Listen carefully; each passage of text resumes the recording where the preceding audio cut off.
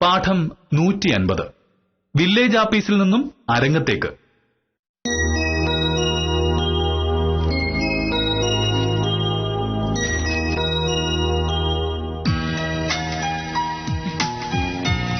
മോഹനേട്ടാ,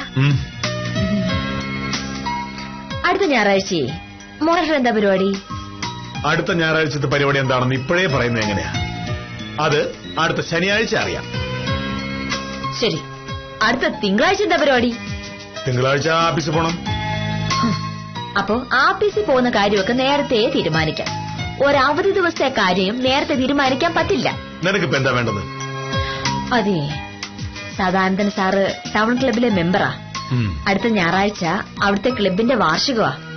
എന്തൊക്കെയോ വലിയ പ്രോഗ്രാമുകളൊക്കെ ഉണ്ട്. നമ്മൾ രണ്ടുപേരും കൂടി ചെല്ലുന്നുണ്ടോന്ന് ചോദിച്ചു. ഇല്ല എന്ന് പറഞ്ഞേക്ക്. അതെന്താ? ഭാമേ, ഇത്തരം ക്ലബ്ബുകാരുടെ വാർഷികം എന്ന് പറഞ്ഞാൽ എന്താണ്?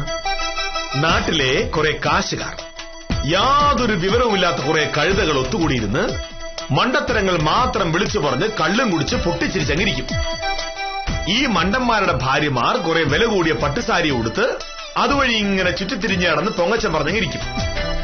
ഇങ്ങനെ ഒരു സ്ഥലത്ത് മദ്യപിക്കാത്ത, പൊങ്ങച്ചം പറയാത്ത, ബുദ്ധിമാനും മാന്യനുമായ ഒരു വില്ലേജ് ഓഫീസർക്ക് എന്താണ് കാര്യം? നമ്മൾ അങ്ങനെ ഒരു പരിപാടിക്ക് പോകുന്നില്ല.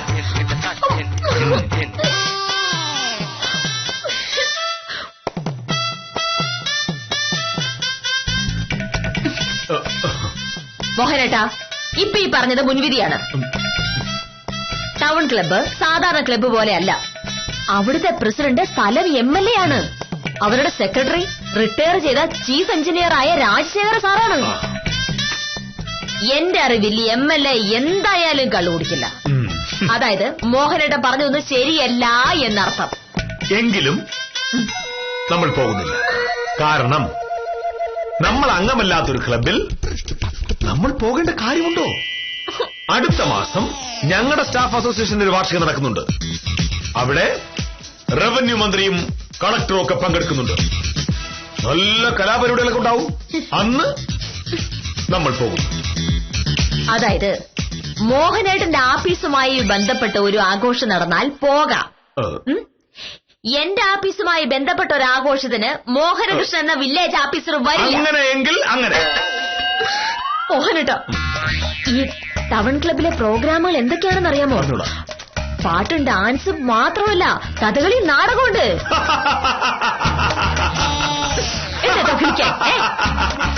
ആ കുടിയന്മാർക്ക് എന്ത് കഥകളി, എന്ത് നാടകം! അവന്മാര് വെള്ളമടിച്ച് തലയും കുത്തി പറയുന്നേനെ കഥകളിന്നല്ല, ഡപ്പാകുത്ത് എന്നാ പറയണ്ട. ഡപ്പാകുത്ത്. എടി, നാടകം എന്ന വാക്കിന്റെ അർത്ഥം ഇവന്മാർക്കറിയാമോ? നമ്മൾ ആ പരിപാടിക്ക് പോകുന്നില്ല. ഇല്ല.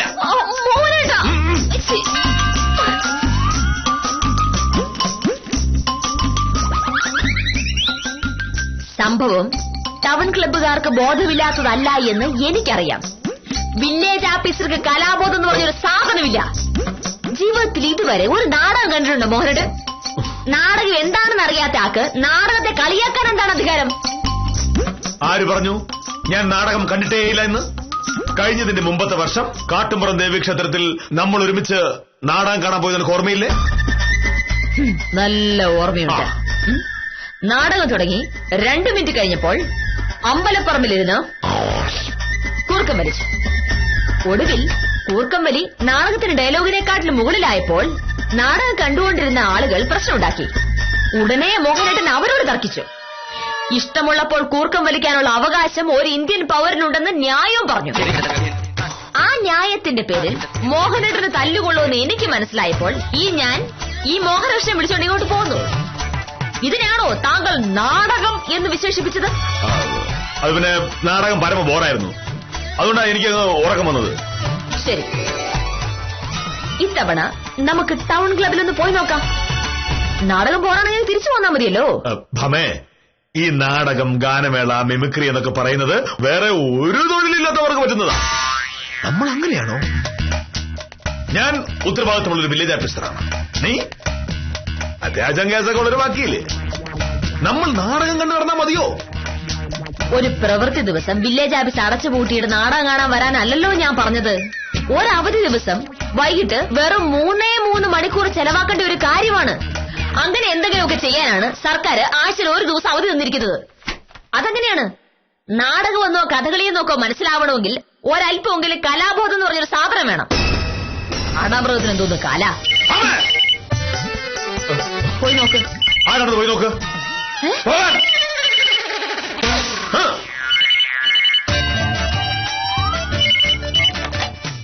ഹലോ, അതെ, മോനുഷിന്റെ വീടാണ്. ആരാത്?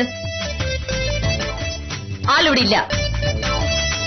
അറിഞ്ഞൂടാ, രാവിലെ പോയതാണ്. എവിടെ പോയതാണെന്ന് ചോദിച്ചാ മുദ്രാക്കി വിളിക്കാൻ പോയതായിരിക്കും. വേറെ പണിയൊന്നുമില്ലല്ലോ. മോഹനകൃഷ്ണനെ വിളിച്ചന്വേഷിക്കുന്നു. നിനക്കായിരുന്നു ഫോൺ? മോഹനേട്ടനാ. എനിക്കോ? ആ. എന്നിട്ട് നീ എന്നെ വിളിക്കായിരുന്നു എന്താ? ശബ്ദം കേട്ടിട്ട് അത്ര അത്യാവശ്യമുണ്ടെന്ന് തോന്നിയില്ല. മോഹനകൃഷ്ണനുണ്ടോ? ഇല്ല. എവിടെ പോയി? അറിഞ്ഞൂടാ. ശരി, ആഫീസ് വിളിച്ചോളാം. എന്നാലും അത് ആരാണെന്ന് നിനക്ക് ചോദിച്ചൂടായിരുന്നു? ഏതൊരു രാമകൃഷ്ണൻ. ശരി, ഞാൻ ഇറങ്ങുന്നു. ഇനി ആ രാമേഷൻ ആഫീസിൽ വിളിക്കുമ്പോഴേക്കും ഞാൻ അങ്ങോട്ട് ചെന്നില്ലെങ്കിൽ ശിശുപാലം പറയും ആഫീസിലും ഇല്ലെന്ന്. എന്നെ പരിചയമുള്ള ആരെങ്കിലും ആണെങ്കിൽ അതൊരു തെറ്റിദ്ധാരണാവില്ലേ? പരിചയമുള്ള ആളാണെന്ന് എനിക്ക് അറിഞ്ഞൂടാ. CP രാമകൃഷ്ണനാണെന്നാ പറഞ്ഞത്. ആ, CP രാമകൃഷ്ണൻ. CP രാമകൃഷ്ണൻ നീ പറഞ്ഞത്? CP രാമകൃഷ്ണൻ അത് ജില്ലാ കളക്ടറല്ലേ മാമേ? നീ എന്ത് പണിയാ കാണിച്ചത്? അല്ല, ജില്ലാ കളക്ടറാന്ന് അയാൾ എന്നോട് പറഞ്ഞില്ല. പുള്ളിക്കാരൻ അങ്ങനെയാ, പരിചയമുള്ളവരെ വിളിച്ച പേര് മാത്രമേ പറയൂ. എന്നെ വിളിക്കുമ്പോ CP രാമകൃഷ്ണൻ എന്ന് പറഞ്ഞാ എനിക്ക് മനസ്സിലാവുന്ന പുള്ളിക്കറിയാം. അതുകൊണ്ട് പറഞ്ഞില്ല. ഫോൺ എടുത്തത് ഞാനല്ലേ? അപ്പോ എന്നോട് ജില്ലാ കളക്ടറാന്ന് പറയണം, അല്ലെങ്കിൽ ഇങ്ങനെ ഇരിക്കും. എങ്ങനെയെങ്കിലും എന്റെ ജോലി കളയിച്ച് എന്നെ വീട്ടിലിരുത്തി ഒടുവിൽ നീ കള്ളക്കേസ് വാദിച്ചു കൊണ്ടുവരുന്ന കാശ് കൊണ്ട് അരി മേടിക്കുന്നൊരു അവസ്ഥ വരുത്തി, പിന്നെ അത് പറഞ്ഞ് എന്നെ കളിയാക്കാനാണ് നിന്റെ പരിപാടിയെന്ന് എനിക്കറിയാം. പക്ഷേ അത് നടക്കില്ല. ഞാൻ എടുക്കാം. ഫോണിൽ തൊട്ടാൽ ഞാൻ കൊന്നുകളയും. ഞാൻ ദാ വരുന്നത്. ഹലോ, അതെ മോഹനകൃഷ്ണ. സാർ, നേരത്തെ അടുത്ത എന്റെ ഭാര്യയായിരുന്നു. അല്ല, അവളും ഞാനും തമ്മിൽ ചെറിയൊരു പ്രശ്നമുണ്ടായി. അതിന്റെ മോശയ്ക്ക് ചെയ്തതാ. ഒന്നുമില്ല സാർ. ലീവ് എടുത്ത് നാടകം കാണാൻ പോണെന്ന് പറഞ്ഞാൽ ഞാൻ സമ്മതിക്കൂ? എനിക്ക് ജോലിയാണ് പ്രധാനം. അതിന്റെ വാശിക്ക് അവള്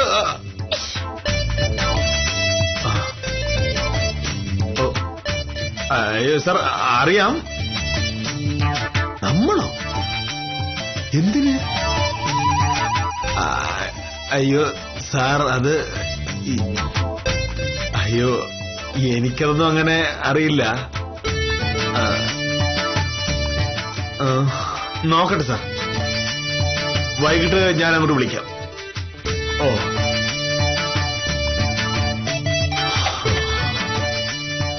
എന്താ പറഞ്ഞ? കളക്ടർ നിങ്ങളുടെ കൂടെ? ഞങ്ങളുടെ കൂടെയോ? അല്ല,